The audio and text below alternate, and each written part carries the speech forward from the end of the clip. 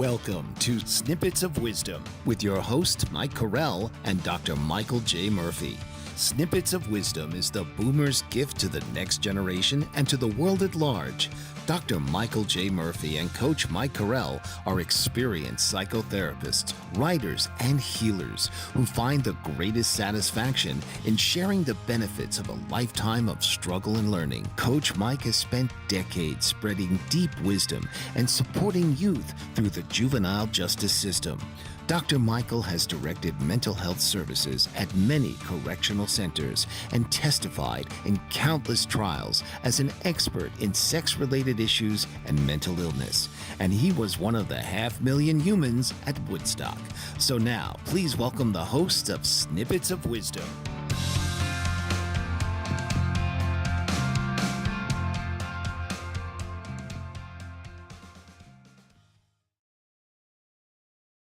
Welcome back to Snippets of Wisdom. Thank you very much for being with us. I'm Coach Mike Carell, and with me is Dr. Michael J. Murphy, forensic psychologist. Our show today is a continuation of last week's show on Stoic Wisdom. Dr. Murphy is going to share a little bit about what Stoic Wisdom is and its relevance to today, and especially to today's podcast. Dr. Murphy. So many years ago, I actually majored in philosophy while attending college, and it's a fascinating regimen to think about because philosophy in general really is just our attempt to understand this world and what life is about, what the universe is about, what's happening, and what our purpose is here on this planet. So it really is getting deep into how we should manage ourselves every day of our lives, what we're trying to accomplish and what we're seeking to be. So one part of that is a very famous philosopher. You may have heard the name Marcus Aurelius. He is a person who was an emperor in the Roman Empire many years ago. That was he was one of the emperors who led the great Roman army in its most glorious conquests so many years ago. But he was a guy who also wrote a book called Meditations. And this book, Meditations, is a collection of statements that Emperor Marcus Aurelius collected over the period of his life, stating the fundamental factors that he believed contributed to a useful and productive life. So Marcus Aurelius's book, Meditations, is something that anyone can pick up at any time. It's really a great thing just to have at your disposal and just open it up every day and crack it and open it at random and read some of the statements in there which have to do with the fundamental aspects of Stoic philosophy. And Stoic philosophy in general is a way of approaching living that seeks to help us to be as productive and as successful as we can without getting hung up on many of the impediments that can face us over the course of an ordinary life. So we think about Stoicism oftentimes as meaning sort of a denial of emotion. Stoic people are very stiff, are very regimented, but that in fact is not the case. Stoicism is really about our ability to interpret our daily lives in a way that is most useful and effective for us and our loved ones. And I think that's really the thing that has been reemerging now in our contemporary time, as many of the people who seek to offer advice about how to live a productive life are people who have drawn their information really from these ancient Stoic philosophies. So we'll be talking about the details of these approaches to life and living that really help us in our daily life to be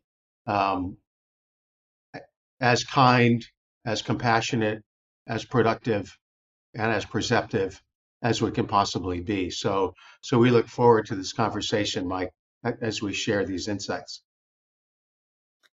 Thank you. Thank you for that, Dr. Murphy. It's important to realize that when we talk about things like Stoicism and different approaches to life.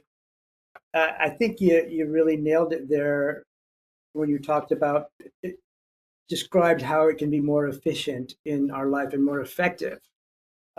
We are bombarded with uh, 40 million bits of information per second, believe it or not. And all of that, all but 40 bits of information gets relegated to the unconscious mind, our subconscious mind, if you will.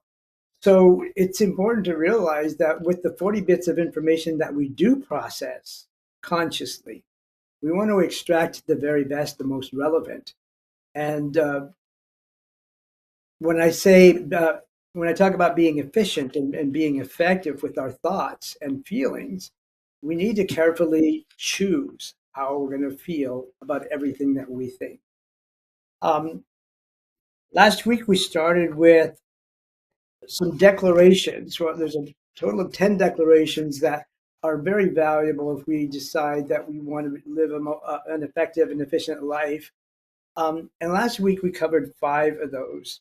I'm going to briefly cover each one,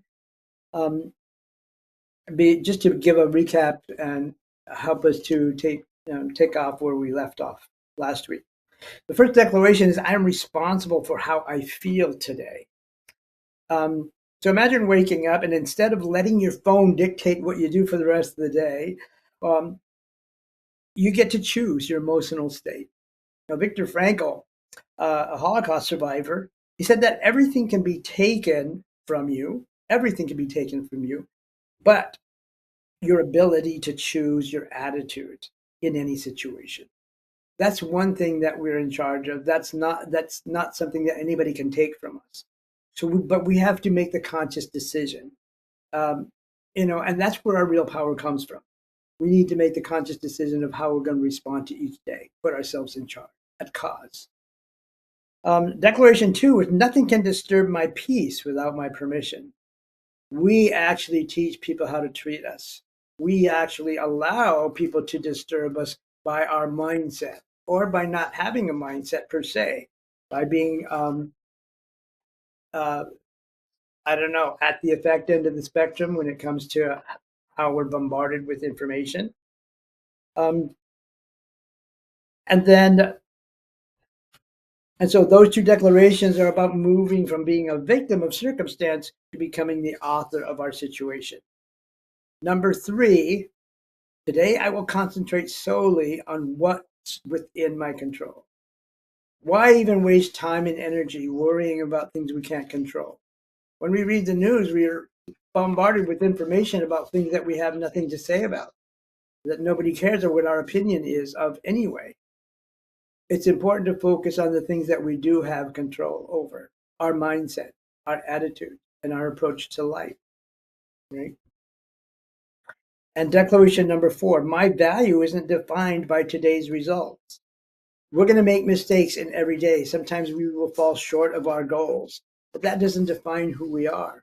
It's something that we need to recognize about ourselves and stop beating ourselves up, give ourselves credit for what we have accomplished, and set our goals higher for next time, and learn to learn from our mistakes and learn to allow the character aspects of us to be built with every challenge.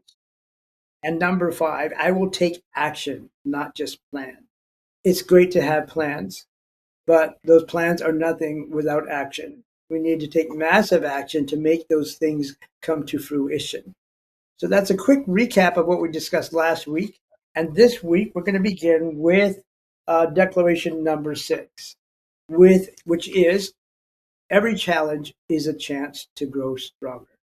Dr. Murphy, you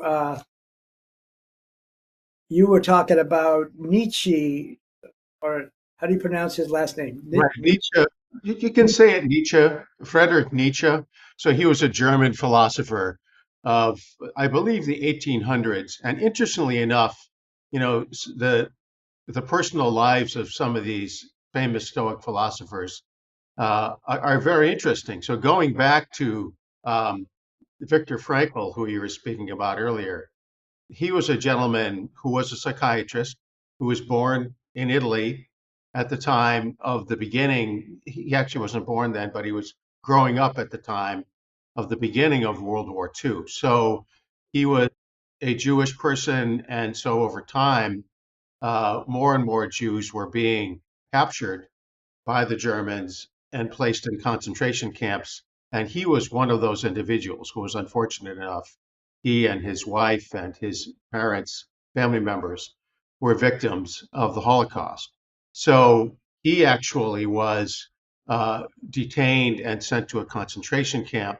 And as an example of the kind of philosophy that he engendered in really making real the aspects of uh, Stoic philosophy, is that even though he was detained in a concentration camp in a very, very difficult and painful environment during the time of World War II, as a prisoner in a concentration camp, he made a decision to not allow that to define him. He Yeah. made a choice personally to be a person of service and to care for others in any ways that he could, even though he and the others were all detained in this concentration camp. And that really served to help him to be able not only to survive that terrible experience, but even to thrive in that environment. He was able to serve his fellow inmates. He was able to have a sense of meaning and purpose even in that environment. So he was a great example of someone who actually clearly demonstrated the most fundamental precepts of Stoic philosophy, and that is we are in control of how we interpret our environment. We are always in control of our understanding of the situation that we're in, and we have the capacity to make a decision about how we're going to organize our consciousness, our awareness, and our intentions with regard to this day and our actions over the course of the situation that we're in. So he really was a person, wrote a book. He wrote a book called Man's Search for Meaning. It's a great book that I think everyone should read and will benefit from, all of us, as he describes his direct experience in the concentration camp during World War II and how he was able to actually have a sense of purpose and usefulness, even in that very extremely negative environment. So the guy who wrote that statement, "What does not kill me strengthens me," is the philosopher Friedrich Nietzsche, who was a German philosopher who, in the 1800s, was himself rather ill. He suffered from a lot of medical illnesses and he struggled to find a decent place to live. But generally speaking, his life was one of considerable suffering. And through all of that, he came to understand that he could take action. He could take action that would improve his life, and so he was able to live a long and very productive life in spite of the disadvantages that he suffered because he had a sense of purpose and he really focused on creating meaningful sort of interpretations of our situation from a philosophical point of view. And he wrote many very significant volumes of philosophy over the course of his lifetime. So those are a couple of the real clear examples of the fact that every challenge that we face is an opportunity for us to grow stronger and to learn and to be more productive. And so, I think that Stoic philosophy does really enrich our lives with that fundamental insight that adversity is not a form of punishment or misfortune. It's really an opportunity to learn and grow and give to others in a more effective manner and to learn more, so we Sure. learn and move through life. So, as with every challenge that we meet, it's important, instead of asking, why me? Why is this happening to me? Why don't we ask, what can I learn from this? How can this make me stronger? How can I benefit from this? We'll talk more about that when we come back. Don't go away. Mike Zorich, a three-time California state champion in Greco-Roman wrestling at 114 pounds. Mike, blind since birth, was born in Hartford, Connecticut. He was a six-time national placer, including 2 seconds, 2/3, and 2/4. He also won the Veterans Folk-Style Wrestling twice at 152 pounds. In all these tournaments, he was the only blind competitor. Nancy Zorick, a creative spirit whose talents have taken her to the stage and into galleries and exhibitions in several states. Her father, a commercial artist who shared his instruments with his daughter and helped her fine-tune her natural abilities, influenced her decision to follow in his footsteps. Ms. Zorick has enjoyed a fruitful career doing what she loves. Listen Saturday mornings at 12 Eastern for the Nancy and Mike Show for heartwarming stories and interesting talk. Are you struggling to care for elderly parents or a spouse? Do you wonder if being a caregiver is making you sick? Are you worried about taking time off work to care for elderly parents and balance work, life, and caregiving? Has caregiving become exhausting and emotionally draining? Are you an aging adult who wants to remain independent, but you're not sure how? I'm Pamela D. Wilson. Join me for the Caring Generation radio show for caregivers and aging adults, Wednesday evenings, 6 Pacific, 7 Mountain, 8 Central, and 9 Eastern, where I answer these questions and share tips for managing stress, family relationships, health, well-being, and more. Podcasts and transcripts of the Caring Generation are on my website, PamelaDWilson.com, plus my caregiving library, online caregiver support programs, and programs for corporations interested in supporting working caregivers. Help, hope, and support for caregivers is here on the Caring Generation and PamelaDWilson.com. And welcome back. You know, it's interesting that we take challenge as an opportunity to improve. And if you take a look at athletes, team players have a different benefit than, say, a runner or a wrestler or a boxer or a swimmer.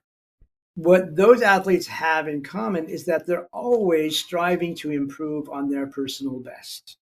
And it's more of a personal journey. Declaration number 7 is about what happens when we compare ourselves to other people, to everyone else. And it says, I will not compare my journey to anyone else's. The reason why is because comparison is the thief of joy.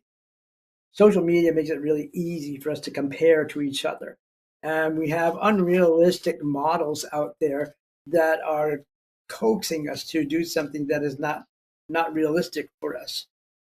But you're only seeing highlights with all of that. You don't get to see what it took to bring somebody to where they are today, whether it's for admiration or for modeling purposes. So Epictetus taught that your only competition is the person you were yesterday. Celebrate your progress, cheer for others, but remember, your path is yours alone. What do you have to say about that, Dr. Murphy? That's a great insight, I think. And as a former wrestler long ago in my high school and college days, I really understand how complex, that competition is. And one of the things that I think is really important that one understands when one faces adversity like that or faces an opponent in a direct contest like that is that I had control over myself, but I did not have control over my opponent. My opponent might be great. My opponent might be not so great. I don't have any control over the outside circumstances, but I do have control over my attitude and my motivation, my conditioning, my readiness. These are all things that I can do to prepare myself to be successful, to have the best chance to be successful in any situation that I might face. So it's interesting because many of us don't really take the opportunity to focus on that I can engage in self-improvement and self-care in ways that allow me to increase my ability to be the very best that I can be. And therefore, as long as I do the very best I can, that's all I can do. I can't control external circumstances. I can only control my own my own preparation and readiness, and the manner in which I engage in any actions I might engage in. So I think that whole thing is just a key insight to understand that I don't need to compare myself to anyone else. I just need to focus on my own readiness and willingness to be the very best that I can be. And that, I think, is sort of that old saying, be the best you can be, is really the things that we strive throughout our lives. And it's one of the central insights of Stoic philosophy. Yeah. When we talk about integration, nowadays, we want to be integrated. We want to be able to work not just with our bodies, but with our mind and heart as well. And an important part of that whole integration process is to become aware of how our thoughts affect our emotions, how our emotions affect our decisions and our behavior, to bring it all together into a physical realm and even a spiritual realm, if you will. But a lot of what happens to project us forward, to help us launch ourselves or move forward, has to do with motivation, but it doesn't end there.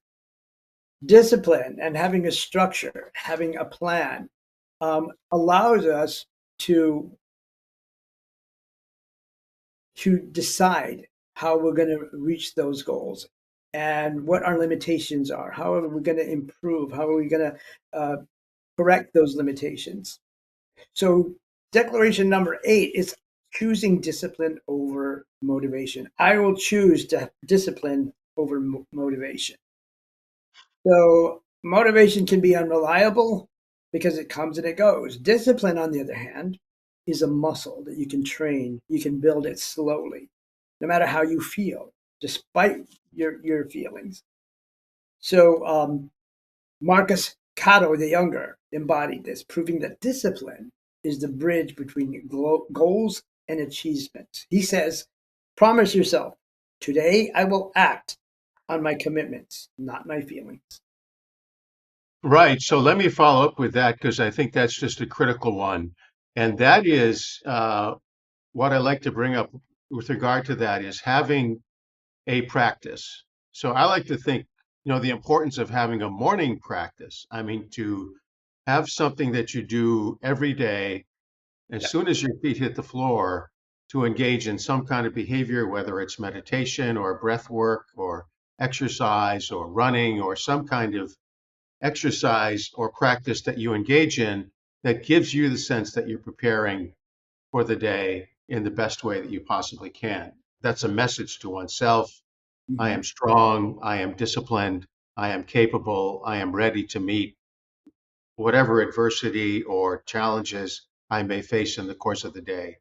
And when you do that and have a morning practice, then I think you just really increase the chances that your whole life is going to be successful. So each day when I get up in the morning, I do maybe 40 minutes or so of yoga, breath work, and meditation. So each of those three things is something that's going to activate a certain aspect of my psychology, my emotional life, my physical well-being. So, yoga, of course, is something that just helps us to feel more flexible, more ready, more adaptable to our situation. Breath work really improves our cardiovascular condition, the kind of reserves that we have in terms of any situation that we may face. And, meditation helps us to be calm and focused and ready to deal with whatever we may face over the course of the day. So having a morning practice is a statement to oneself. Now, I'm going to invest in myself and I'm going to be ready to deal with whatever I face in the best way that I can and give to the world whatever I have to give. And so I think that insight is one that is really critical, because if we hold ourselves to account, then we really will be able to feel like we're very capable participants in the challenges that we face over the course of our lifetime and over the course of this day. Yeah, interesting. Discipline is something that people, depending on the person, will tend to frown upon because it involves doing things that aren't always pleasant. Back in the day when I worked in military boot camp for young people, it was one part of six camps, and ours was the strictest of all the camps because it was military based, and you had to earn your right to have a uniform, your right to get a job. You had to earn everything. Uh, on the other end of the spectrum were other camps that had less discipline. And there was a period where all of the camps had to be trained in new modalities and things. And I was in charge of organizing all of the training for all of the camps.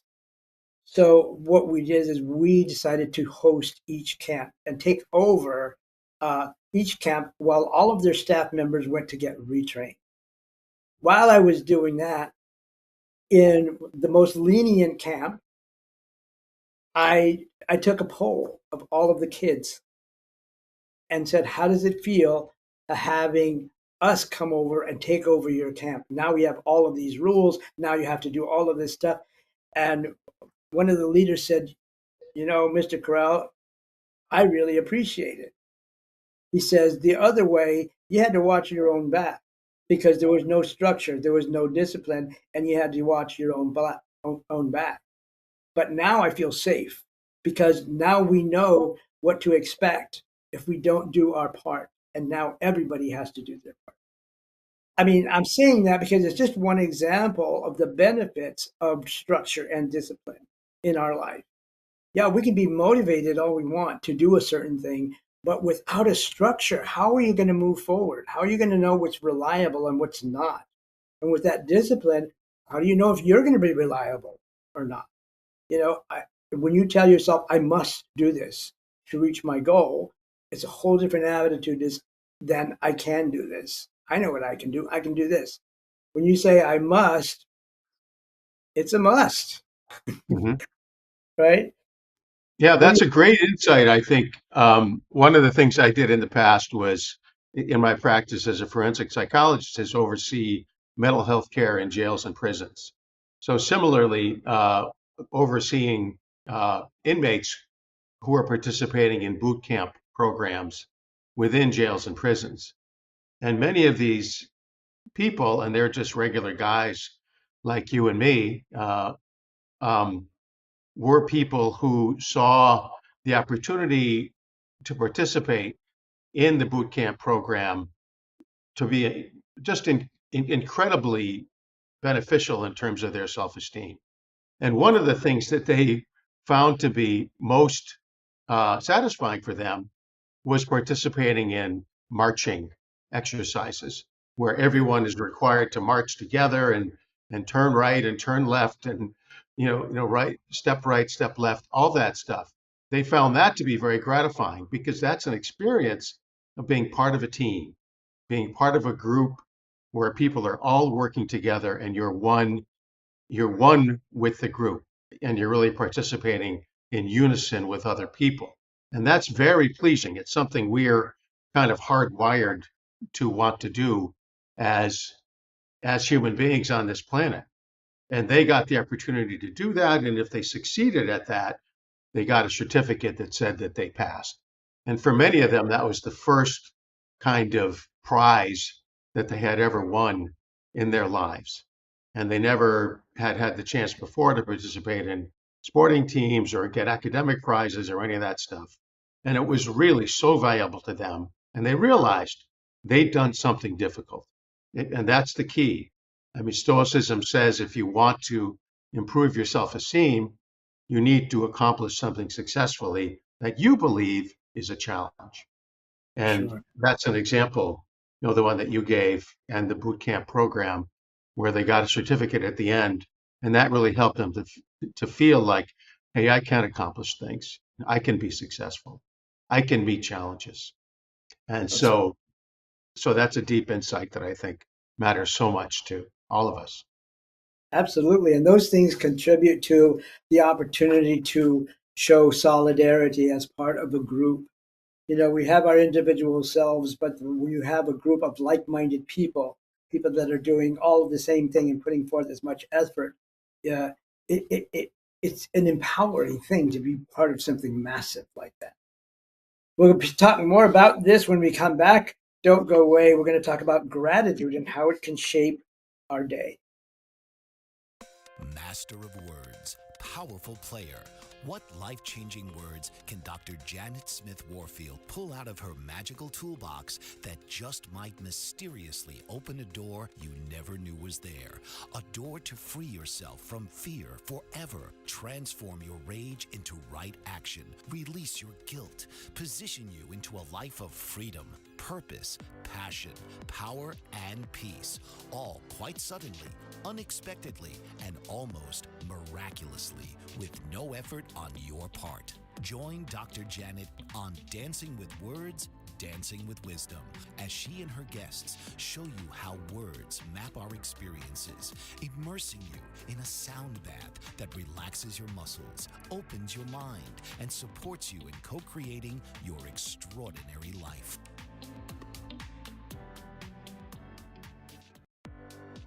Author, radio show host, and coach John M. Hawkins reveals strategies to help gain perspective, build confidence, find clarity, achieve goals. John M. Hawkins' new book, Coached to Greatness, Unlock Your Full Potential with Limitless Growth, published by iUniverse. Hawkins reveals strategies to help readers accomplish more. He believes the book can coach them to greatness. Hawkins says that the best athletes get to the top of their sport with the help of coaches, mentors, and others.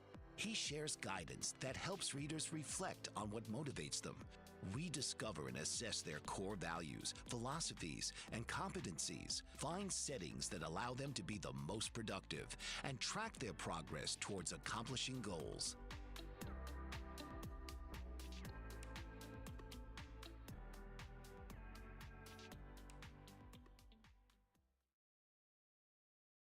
Welcome back.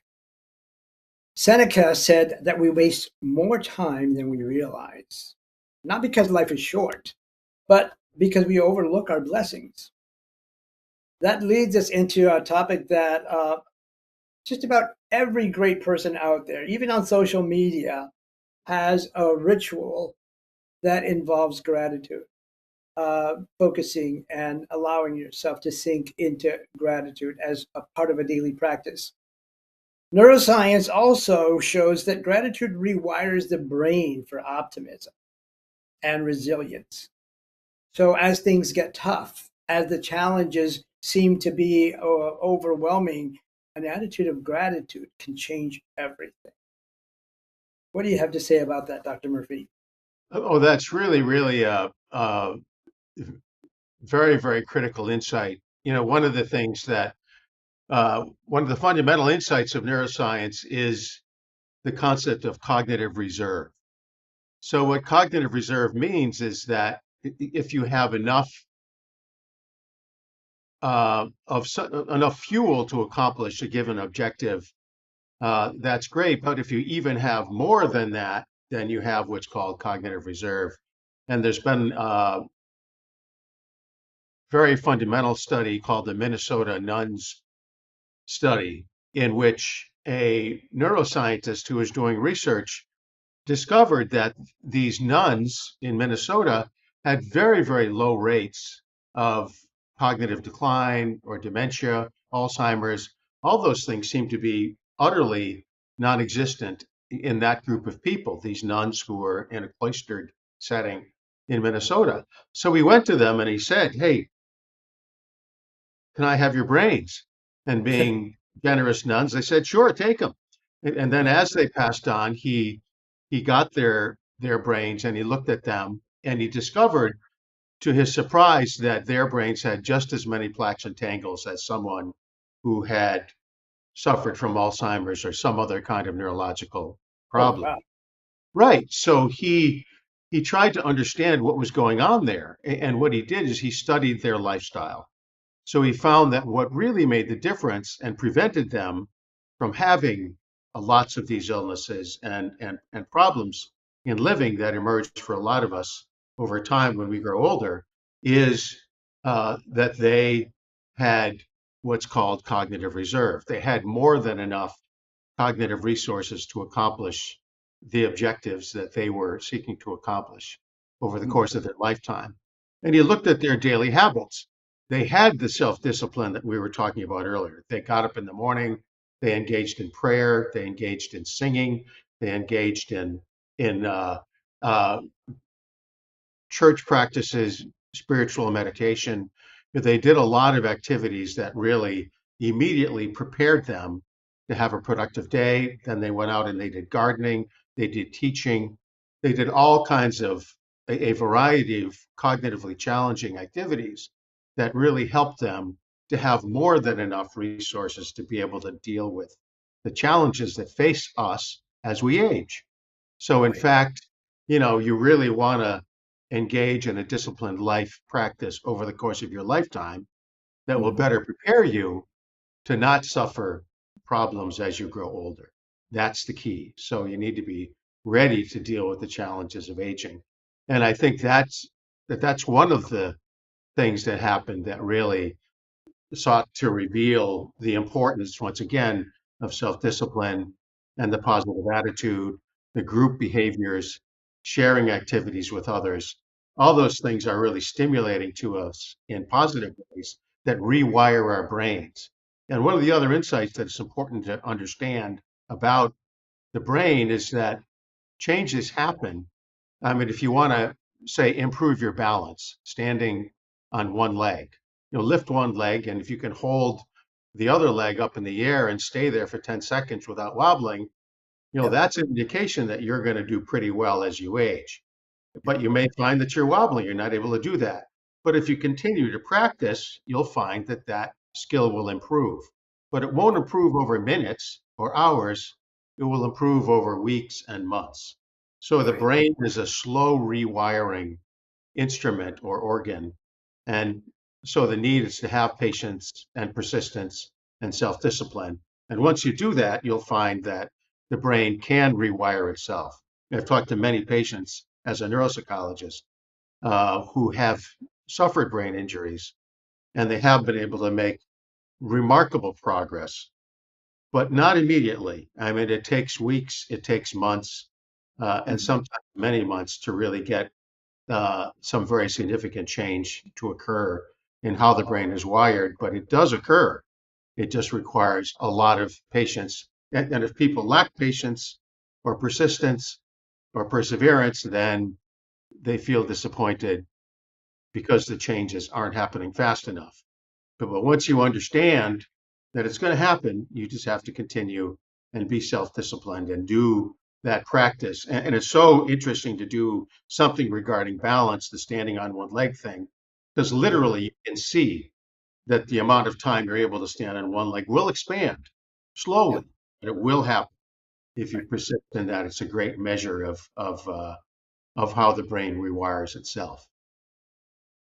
It occurs to me, Dr. Murphy, that some of the things that we talk about pursuing, um, like discipline over motivation, and how gratitude, the attitude of gratitude actually helps you to do that. A lot of the things that we're pressing ourselves to do require some level of virtue.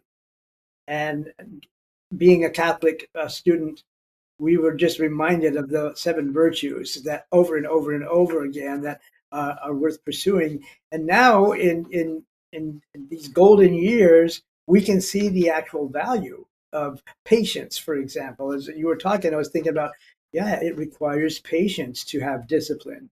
It requires patience to have an attitude of gratitude. So all of these virtues require each other to actually optimize uh, that condition that we all strive for.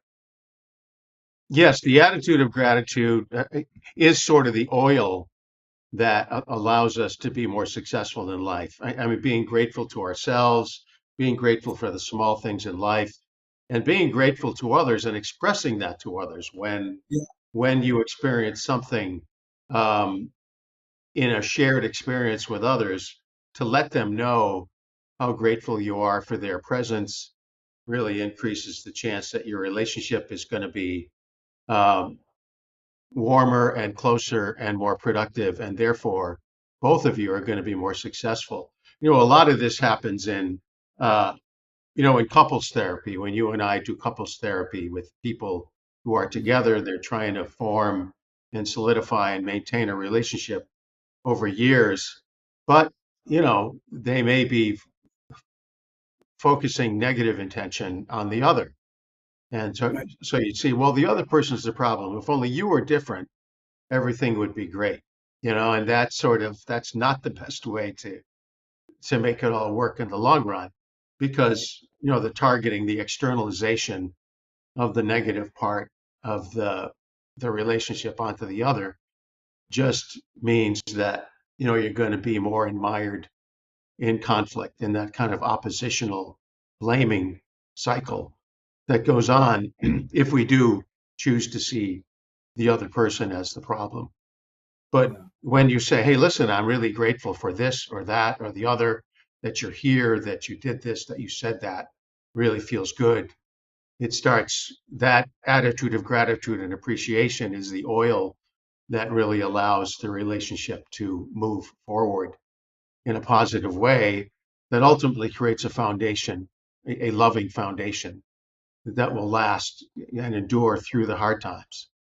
Yeah. So that willingness to say the nice thing, to say the compliment, to acknowledge, what's going on, like your willingness to participate in all this, the audience's openness to hearing these things, how grateful we are that they're there and that they punch that button that says they like and subscribe to this YouTube video is an act of gratitude and support that we are extremely grateful for. And so acknowledging that and realizing that and expressing that in some way creates us a more positive spirit in the giver.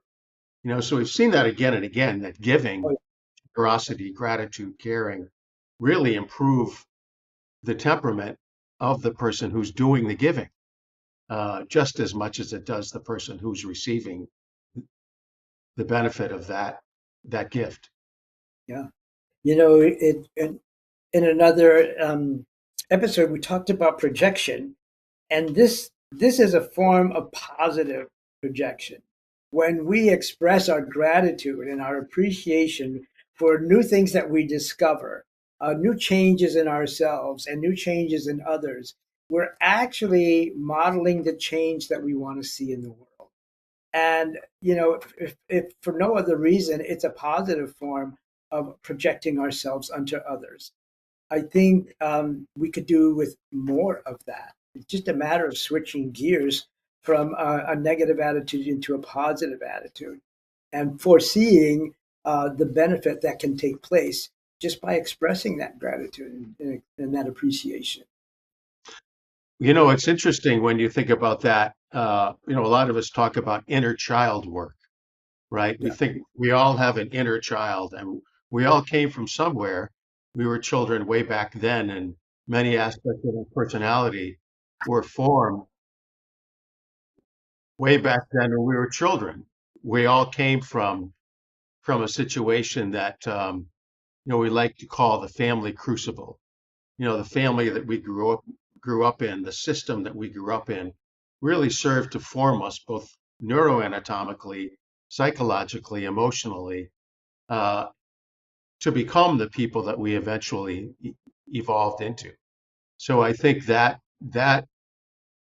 starting to look at that and understand, uh, the nature of the family crucible that formed us and Hmm. formed others, and being able to sort of talk about that openly. This is kind of where I came from. These are the factors that formed me. Engaging in that insight and that self-reflection is something that really helps us to be able to take responsibility for ourselves, and then to be able to have more appropriate expectations of others, to own our own limitations. And I Right. think once we say that, hey, listen, I came from this sort of environment, I learned how to, I mean, maybe I didn't get taken care of so well when we were young. Maybe we didn't get the attention and love that we needed when we were little people. So we grow up with this sense of anxiety and concern and fear that really affects our relationships. But once we own that and we reveal that to the others and share that with our significant others, we usually find that they're very prepared to be gentle and caring and loving back to us in a way When that's we come healing. back, oh, I'm sorry. When we come back, we'll talk some more about that, and we'll talk about how we want to end each day better than we started. Don't go away. Are you struggling to care for elderly parents or a spouse? Do you wonder if being a caregiver is making you sick? Are you worried about taking time off work to care for elderly parents and balance work, life, and caregiving? Has caregiving become exhausting and emotionally draining?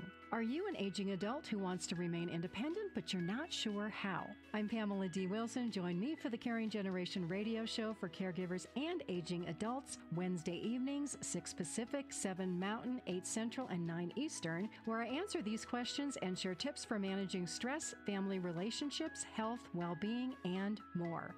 Podcasts and transcripts of The Caring Generation are on my website, PamelaDWilson.com, plus my caregiving library, online caregiver support programs, and programs for corporations interested in supporting working caregivers. Help, hope, and support for caregivers is here on The Caring Generation and PamelaDWilson.com. Master of words, powerful player. What life-changing words can Dr. Janet Smith Warfield pull out of her magical toolbox that just might mysteriously open a door you never knew was there? A door to free yourself from fear forever. Transform your rage into right action. Release your guilt. Position you into a life of freedom, purpose, passion, power, and peace. All quite suddenly, unexpectedly, and almost miraculously, with no effort on your part. Join Dr. Janet on Dancing with Words, Dancing with Wisdom, as she and her guests show you how words map our experiences, immersing you in a sound bath that relaxes your muscles, opens your mind, and supports you in co-creating your extraordinary life.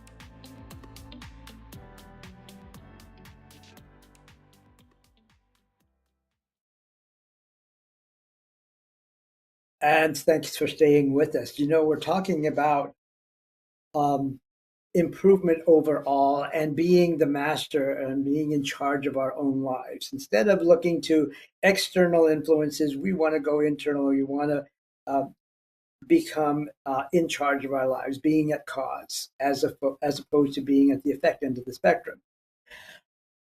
The final declaration that behooves us all to living a better life is, I will end the day better than I started.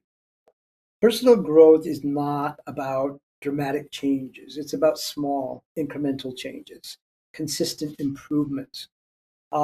Seneca reflected, saying, at night, what hurt did I heal? Asking himself, what hurt did I heal today? Where did I progress today? You know, just 1% gain each day adds up to massive transformation. 1%. Each day, ask yourself, how did I grow today? And you commit yourself to finishing stronger than you did before, stronger than you began, as it were. These final declarations are actually fuel for us that are going to help us to develop the discipline to act, and the gratitude to see abundance as opposed to scarcity, to develop the mindset of continual improvement. And that's how Stoic wisdom turns ordinary days into extraordinary life. When you think about it, how we end the day is very much like the Tao, the Tibetan book of Living and Dying. And what's the other title that you were talking about, Dr. Murphy? About preparing to die will actually improve the way you live. Right. You know, one of the interesting things, Drescher was his name, wrote a book called The Denial of Death, which was very famous in the past. It's another book about, you know, just sort of if we don't really pay attention to these circumstances, then eventually life will force us to pay attention to them. Because when you Yeah, have to face some kind of medical crisis or something like that. So it's important to think about, how do I want to live my life? How do I even want to end my life? And more people, as we in the boomer generation grow older, are starting to think about consciously, how do I want to end my life? Not just wait for us to have to think about that at some time when we get a medical diagnosis that's catastrophic or something like that.